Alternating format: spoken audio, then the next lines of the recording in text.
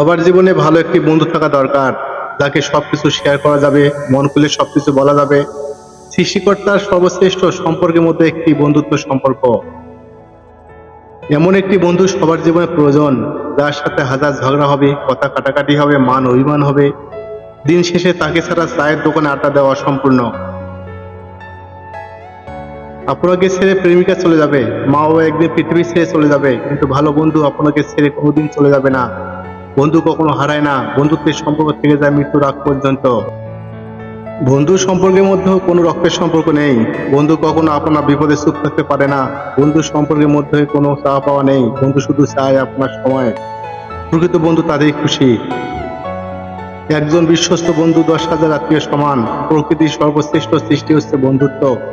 এই সম্পর্ক ধনী গরিব জাতিকুল মেতুর মুচি কিছু মানে না, সবাই সমান।